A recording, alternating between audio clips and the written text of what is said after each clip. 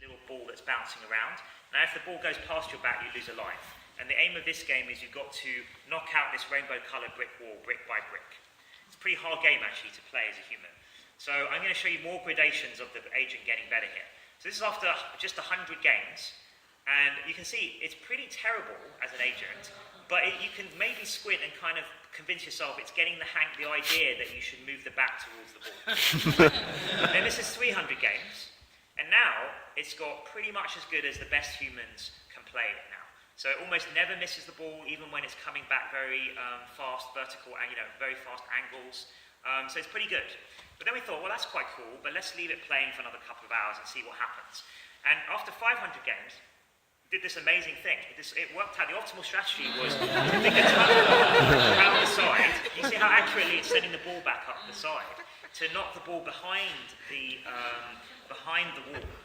Obviously, this is the best strategy. It's lower risk. Because the machine doesn't know, even though it's very good at getting the ball back, it might make a mistake, or there could be a black swan event that it's never seen before, so it's safer if the ball goes behind the wall. And obviously it's getting it more points for one shot, because it's hitting multiple bricks. So the cool thing about that is that although we have some amazing, brilliant researchers and programmers, most of them are not very good at games. So in fact, the people who built this system didn't know about that strategy. So what's quite cool is, there's maybe a very basic but interesting example of being taught something by something you've created, which I think is a really interesting thing that I think only AI as a technology could really do that, right? It'd be like someone designing a car engine and then it does something really surprising that you didn't know it could do, some new capability. So I think it's an interesting example of the power of AI.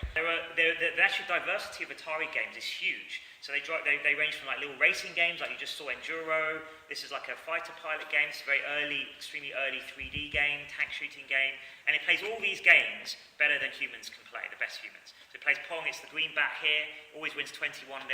So it's not very fun to play against. These sort of weird submarine games, it's got to work out, it's got to get oxygen by going to the top of, up to the top of the waves. You can see how different all these games look visually and in terms of the objectives. So here it's controlling the left-hand boxer, it does a little bit of sparring, and then eventually works out it can corner the other boxer, and it just racks up an infinite number of points. So it never gets tired of doing that. This is just the beginnings of, obviously, it's still just Atari, but it's the beginning of, it's the first real system that we call kind of end-to-end, that you can train going from pixels all the way to decisions, and actually mastering a challenging, diverse set of tasks. And this work was actually it was published in Nature a couple of weeks ago, and it was also front cover. And it